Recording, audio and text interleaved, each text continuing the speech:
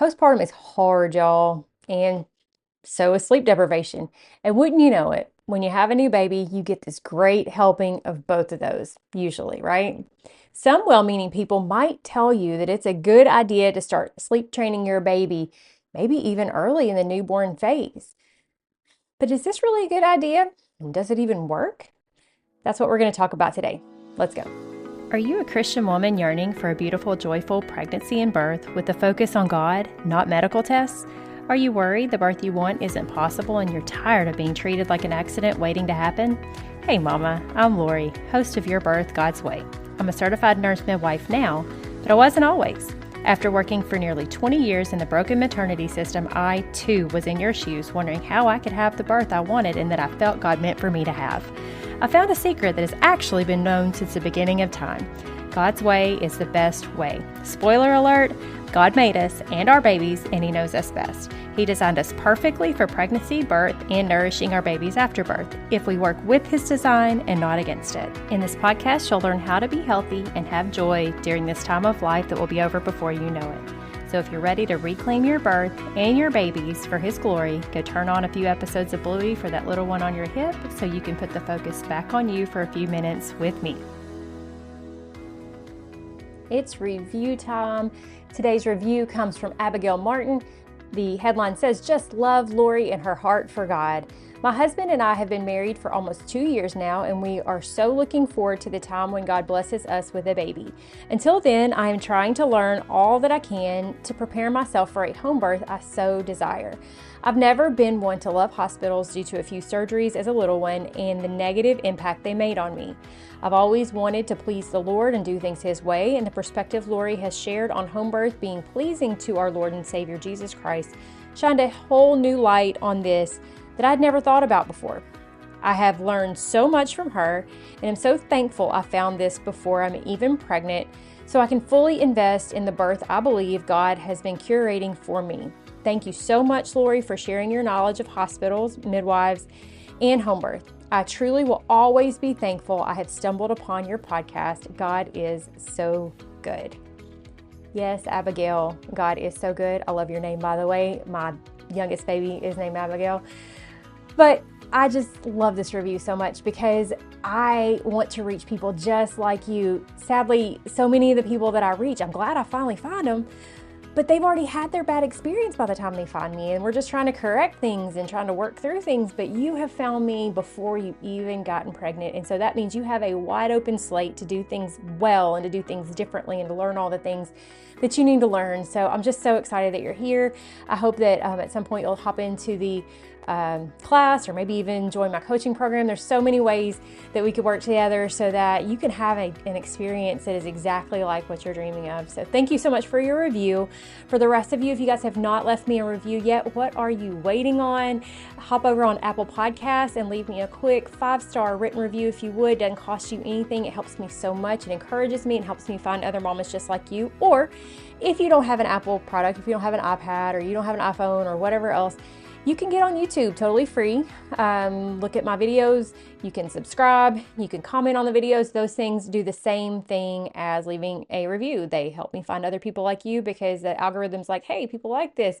And right now I'm fairly new to posting regularly on YouTube. So having you over there would help me to grow faster. So thank you so much. And let's move on to our topic for today, because this one is a tender one, and I totally get it because it's hard when you're exhausted. I mean, anything is hard when you're tired, right? Everything is worse when you're tired. So if you're just trying to figure out how to be a good mom without losing your mind because you are just so tired, you can find yourself in a very vulnerable position. And what led me to do this podcast actually is because I got an email or a message or Instagram DM. I can't remember exactly where it was, but it was a mom asking me about if I had an episode on sleep training. And I'm like, no, I don't. And so I decided to do one because she is trying to kind of sort all this out. And she had somebody, or maybe more than one somebody, tell her, hey, you should sleep train your baby. And she was wanting to know if that was a good idea. Many people have tried many things to get their babies to sleep through the night early across history. And let me say, what I'm going to focus on in this episode is going to focus around babies 6 months or less. Past that, there's so many different factors because they're starting to eat beyond just your breast milk or whatever. And developmentally, some things are changing. So I'm focusing on the younger babies. Now, some of this is still going to apply to the older babies, but it's going to have to be up to your discretion beyond that at this point. Hopefully, I'll have a chance to talk about it in the future. But I want you to know that at some point, there may come a time where some gentle training might be okay for older children, but I'm not talking about older children today. I'm talking about little babies. I'm talking about babies who are still relying on your nourishment, your breast milk 100% for their nourishment. And I mean, that makes sense, right? We know that this all really makes sense if you want to get down to it. In fact, even the fact that I got this email shows you that this mom knows that what she's being told doesn't really make all that much sense with what, you know, tends to flows naturally from being a mom. We know that we need a good night's sleep. And so, and we know we need that to function. So it's normal to wonder, does my baby also need to be sleeping through the night? Could my baby sleep through the night? Would this be good for us if my baby was sleeping through the night? But we need to think through, is that how God designed babies to sleep? Because that's really what matters. We want to work with His design. He made us to work the way that a certain ideal way. And we want to work with that, not against that. So, did He design babies to sleep all through the night? So, keep that thought there, okay? And now I want to challenge you a little bit beyond just the developmental needs of a newborn. I want to challenge the psychology behind the thought that your baby should be sleeping through the night and your baby just needs to learn how to self-soothe and how to put itself to sleep. Is it even fair to expect a newborn to do this? A newborn who's completely dependent on you. And I want to frame it this way. Let me ask you this. Where do you find comfort sleeping? Is it in a room by yourself on a cold, hard bed without blankets? Because some doctor said that if you sleep with blankets, you might suffocate yourself. Or is it cuddled up in the arms of your husband, or at the very least in the same bed with your husband? Do you sleep well if you're away from him? If he's away on a trip or you're away on a trip, do you sleep as well? Now, I'm not talking about if your husband snores. Obviously, that's a different situation. I'm talking about for the good sleepers. You, if you're like me, if you're like a lot of moms and women, you want to be in the arms of the one that you love, right? That's where you find comfort. That's where you can relax and breathe. And guess what? Your babies are the same way. Let me ask you another question. Do you like to cuddle up with your bigger babies if you have them already? Do you like to maybe take a nap with them or cuddle up to watch TV together? If you're upset, do you self-soothe and just deal with it on your own completely? Or do you reach out to a friend, maybe shoot them a text or a confidant for comfort? Think about that. Most of us adults don't really go through stress and hard things alone. We reach out to people who we love, who we know will help us through. So, why is it that we expect brand new babies to be able to cope with things that we can't even cope with ourselves by ourselves? All those things that I just listed, a baby is not ready for that yet. So, how can we expect this baby to do that? How can we expect our babies to be able to calm themselves down and soothe themselves when sometimes we can't calm ourselves down and sometimes we don't want to sleep by ourselves? It's not natural. And you know that because your gut tells you that. You know the things you've heard about sleep training just don't sit well, especially if you've had a baby and you hear those screams. If you've tried to sleep train and you hear those awful screams, you know it's not natural to ignore that. And yet, the world tells you that's what you're supposed to do. So oftentimes that's what you end up trying. The world tells you to fight against the inborn natural tendencies that God put there, the inborn instinct that God put there that drives you to want to care for your baby. But the world tells you to ignore it. The world tells you to do a lot of things that aren't best for you, right? Let me tell you just a little story about my not pregnancies, my early motherhood periods. I was actually the best rested of all the early motherhood period when we were co-sleeping. Now, why is that? Well, see, the thing is, most everybody is going to end up co-sleeping at some point. You may say you're not going to, but you're probably going to do it anyway. And you're just going to do it in a way that's not planned, which makes it less safe. And what do I mean by that? Maybe you get up in the night to go feed your baby wherever you decided you're going to do that. And then you doze off in the chair.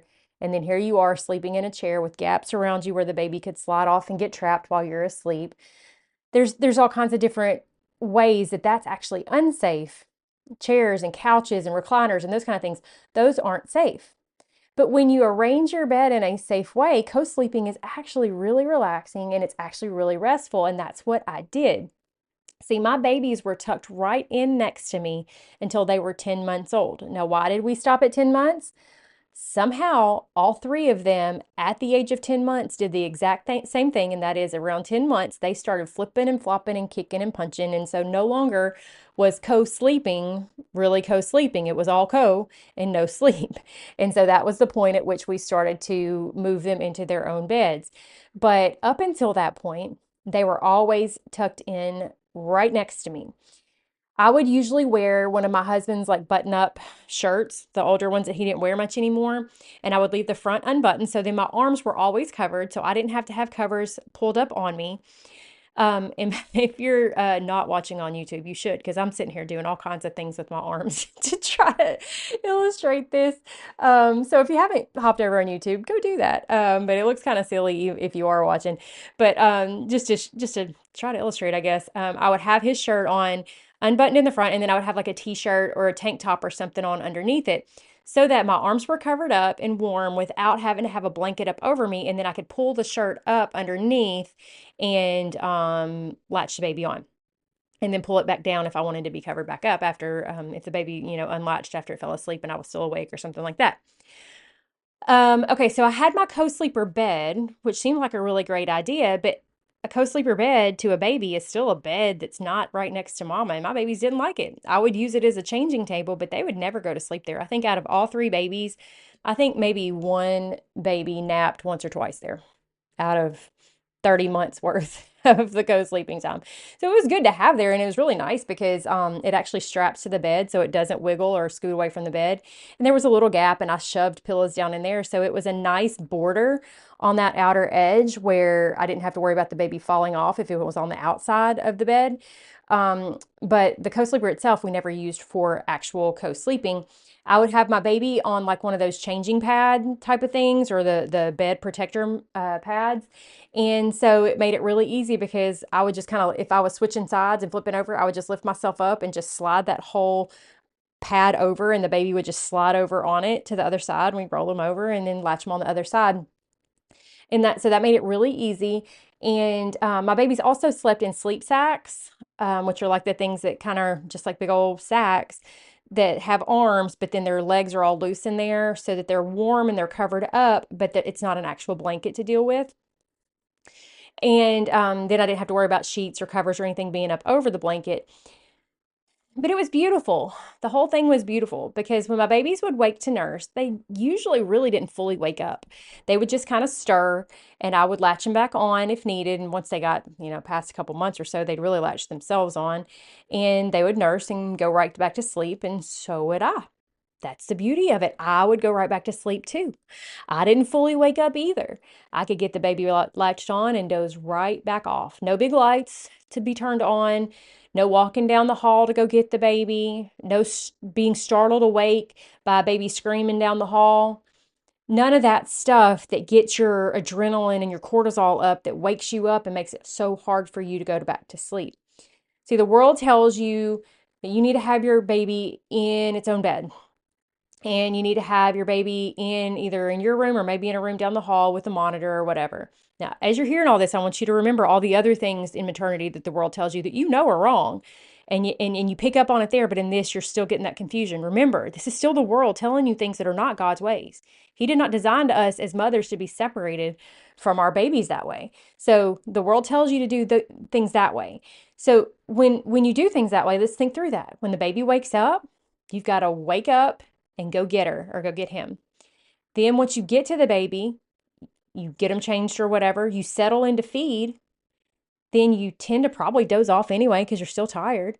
And maybe you doze off and get a little deeper in sleep. You're in that chair or couch I mentioned earlier where it's not safe. So if you can't go to sleep there, well, that means that you have to get up again, right? And put baby back in the bed. Hopefully baby doesn't wake up when you lay the baby down, but there's a good chance he will because there's a startle reflex in the baby's back. And so when you lay the baby down on its back and it senses that you're gone, guess what? He wakes up, right? But if you manage to lay the baby down without falling asleep, now you've still got to get, you're up again. You got to walk back to your bed, lay back down, get settled again, and try to go back to sleep, which takes a while. And how long is it until the next cry happens? So you're doing this maybe 2-3 times a night, maybe more. That is not sustainable. That is where that sleep deprivation comes in that makes you vulnerable to these suggestions that maybe we need to teach our kid to sleep on their own, do some sleep training. But at the same time, you know it's not natural to ignore your baby's cries. You know that. And so ignoring it and hoping they'll go back to sleep, which ends up being part of the sleep training process, only means that neither one of you are going to sleep because your baby's going to be screaming and you're going to know it. So you're not sleeping, hoping that he'll sleep, but then he's not sleeping, wondering where you are. And it's a vicious cycle. So why do I tell you this here? Because as I head into why it's not a good idea to do sleep training, I want to paint a picture for you that there is a way to do this where you're not exhausted and you don't feel awful and you don't have to fight your natural instinct. You don't have to fight the way that God made you. And you're still working with the way that God made your baby. I don't want to just tell you that you can't do sleep training, deal with it. That's hopeless. And that leads you into depression and sleep deprivation that you can't manage. I want you to know there is a way to do this. So now let's talk a little bit about why it's really just not a good idea to do sleep training. First, waking up for babies is seen as self-protective. And that's an interesting thought because we're all terrified of SIDS, right? We're all terrified that our baby's going to die in its sleep. And I'm not going to go into what I believe are the real causes of SIDS here, but I will say that I do not in any way believe that co-sleeping is one of the causes when it's done safely, like what we just talked about. It's just not. And there's been a large campaign to try to put this on co-sleeping to shift the blame to you so that you feel the blame and the guilt, so that the blame and the guilt aren't placed in the right place, which is not on co-sleeping, okay? So understand that a lot of these campaigns you're seeing about all the back to sleep stuff and all that is all there to plant it in your head that maybe it's your fault. And it's not their fault for the things that they're doing to your babies, which I'm sure you know what I'm talking about. If you don't, hopefully you'll connect the dots to your other podcast. But waking up from time to time, having that lighter sleep for babies is seen as being self-protective because they're not so deep into sleep that maybe they forget to breathe. Now, let's not even go into the fact that babies who are healthy and everything's functioning, they don't just forget to breathe. Babies who haven't had terrible toxins put into their systems, they don't just forget to breathe. But I still wanted to say that it actually is seen as self-protective. There have been studies and things that have revealed that, to where babies waking themselves up is one way they keep themselves aroused enough to stay in that normal breathing cycle. All right. Another one, waking is good for healthy growth and development as well as your milk supply. So babies have really small tummies, especially right at birth. Their tummy is actually the size of their fist. So imagine how small a teeny tiny newborn's fist is. I mean, it's like this big. I'm holding my fingers up if you're looking on the camera. Very small. I mean, if you're looking on YouTube, very small. And it grows fairly quickly in those first few days, but not to something huge. It's just, maybe it goes from being like 1 teaspoon size to maybe like 3 or 4 teaspoon sizes. So that's why they eat so frequently in those times, is because their belly fills up quick and then it empties quick. And so they got to fill it up again quick. And the beauty of that, though, is all of those frequent feedings in those first days when the tummy is so small give your body the stimulation that it needs to realize, hey, it's time to make lots of milk. We have a baby here. And so when you continue those feedings regularly through the night, every 2, 3, 4 hours through the night, you're continuing that stimulation, which is continuing to give your body the signal that it needs to know that it needs to keep making more milk, which gives you a beautiful milk supply. I never had any issues with milk supply or being able to nurse my babies as long as I wanted to. And I always nurse through the night. And most of my clients are the same way. Like that one thing alone, the nursing through the night, the not trying to push it off, the not putting a pacifier in their mouth, all that kind of stuff. Just going with nature, going with the way that God designed these babies, that alone established breastfeeding in such a beautiful way. And there's another thing you need to be aware of, that milk, as you transition into the evening hours and through the night, actually has more melatonin in it. So when that baby nurses, it's getting that melatonin, which is going to help that baby get back to sleep and stay asleep for that next stretch of time. So it's kind of a beautiful system. It's almost like we have an intelligent designer who's put us together, right? Right. He's God and he knew what he was doing. So let's quit fighting with him. Next, letting a young baby cry it out teaches that baby that nobody's coming to help. That's not what we want to teach our babies. We want to teach our babies that we're going to be there for them. We want our babies to know that when something is wrong, we are there. When they are taught that we're not coming because they're crying it out because we're trying to train them to sleep, that destroys that trusting attachment that is healthy, that attachment that God designed to be there. It creates an immense amount of physiological stress for that baby. Nothing about a mother is wired to ignore the cries of her baby. Nothing. And if you've tried to do it before, you know that it hurts to try to ignore your baby's cries. And beyond that, if you've had a baby before and you've nursed that baby, and then you've either been around another baby or maybe even your own baby when you first heard it cry, when you hear another baby cry or you hear your baby cry, you know that very often that letdown happens in your milk supply. Your milk starts to flow even before the baby is latched on. And that's because mothers are wired to respond to cries. That's an involuntary physiological response that your body will have when it hears any baby cry. But if it's your baby, it's even stronger. God designed you to respond to your baby's cries, not to ignore them. So stop fighting that. And again, the key to all of this, and I'm not going to go much deeper into all the why you shouldn't do it. You know why you shouldn't do it. There's nothing natural about it. But the key to all of it goes back to God's position. Where did God design a baby to be? With its mother, against its mother's body. So let's talk about the key to the right kind of sleep training, and that's co-sleeping.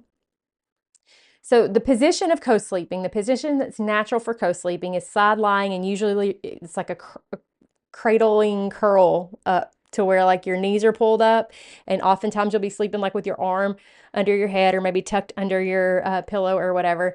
And what that does is it kind of makes your body into a little cocoon that protects your baby. Because even if you are facing towards your husband, you have your knees out and your arms out to where nobody can really get to your baby. Nobody's going to roll over on your baby. And so it's protective in the positioning. Also, a baby who is nursing while they're co-sleeping, their face is near your breast, which is a good distance below where the pillow is. So there's no risk of the baby's face getting up against a pillow. It's in a really good spot. And that's where your baby's going to want to stay because your baby naturally wants to be there. And his or her little legs will curl up and be against your belly, and its head will be against your breast, and it's perfect. Co-sleeping is safe if, let's give you the if list, okay? The things that you need to keep in mind to make sure that your co-sleeping situation is safe. So, like I said, you're usually going to be side lying. You're going to have your baby at your breast, and you're going to be curled up around your baby. I gave you some suggestions earlier about the way I did it, just to make sure your baby's warm enough, not too warm, no blankets are having to be dealt with, all that kind of stuff with the sleep sack. So you can go back and review that. But other things to keep your your co-sleeping situation safe. First of all, you don't need to be on any substances that alter your sobriety in any way. This means alcohol, drugs, or medications, even if they're prescription medications. If they alter your sobriety, meaning you're not as easy to wake up and things like that, you do not need to be co-sleeping. You cannot be a smoker and co-sleep. Something about that smoking thing causes your brain to do kind of the same things as what I was just talking about. It alters your arousal. you really don't need to be obese and co-sleep. And I kind of go back and forth on this one because I still believe that maternal instinct is real enough to where even if you are obese, that it's not going to be a problem. But in general, that's just seen as a safety thing because obviously if you're obese, you have more tissue that's away from your body, well, not away from your body, but away from your head, to where you might not notice as much or hear as much if your baby is struggling. Again, I don't really know if that one needs to be on the list or not. I've just seen it in a lot of places, so I didn't want to leave it out, but it is what it is. You just don't want your baby to be able to be covered up by any of that adipose tissue. This next one is also one of those, maybe keeping your baby on the side away from your husband. I didn't always do that. My husband somehow had this instinct to stay away from a baby as well. And also, if you're curled up, like what I mentioned before, your husband's not going to be able to get over on your baby either. It's just that the reason this one's there is because husbands, men in general, they don't have the same instincts that we do. And I don't say that to be derogatory at all. It's just not how God made them. And so they don't have that same instinct to arouse and protect their baby the way that you do. So keeping them away from to where they're not right up against the husband so that the husband doesn't end up like rolling back over on the baby and mashing them or anything like that. Again, I really think most husbands will wake up if that happened and recognize it, but this is just one of those things you usually see, is to keep the baby away from the person you're sleeping with. Also, you want to make sure you don't have any risk of falling. The baby doesn't have any risk of falling, that is. And so like I mentioned earlier, I used the co-sleeper for that purpose. It was kind of like a border on the outside of the bed so the baby could not fall off of the bed. And of course, if the baby's in the middle, it's not going to fall off. So the middle is usually a good place, but then that sets you up with having your husband on the other side. So, there's a little trade-off there. And make sure your mattress isn't too soft to where they can't really sink down into it. Most of them aren't like that, to where they're so soft to where it would put your baby in danger. And then keeping sheets and pillows and things like that away from the baby's face, which again, if you do sleep sacks and that kind of thing, not going to usually be a problem. So those are just some tips to keep things safe because, like I said, you're likely going to co-sleep whether you plan to or not. It's just you're going to end up co-sleeping in the recliner or in a chair or on the couch, and then that's actually where it's not safe. So go ahead and take the steps to plan to have your bed be a safe place to sleep for your baby so that when your baby's born, you're not sleep deprived and you don't have to worry about all this stuff about sleep training. You can just have your baby with you the way God designed it.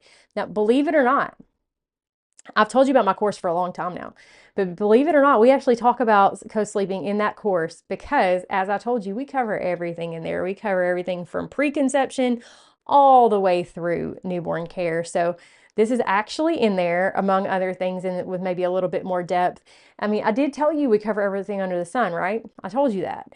And I wasn't kidding. We cover everything you need to know. So I hope that you'll join us over there because I want you to have the most prepared pregnancy and birth that you can possibly have, and motherhood. I don't want you having to kind of wing it and just get whatever information you can get off of TikTok or Instagram or whoever just happens to put something up on the interwebs. You need something from somebody you can trust. So I hope you'll head over there. You can find it at go.yourbirthgodsway.com/CEC. Or if you want to try out the first module for free for 7 days, you can do that as well. That's at go.yourbirthgodsway.com/course free trial. Hope that helps you, and I hope to see you back here next week. Real quick, if today's episode blessed you in any way, would you head over to Apple Podcasts and leave me a quick 5-star written review?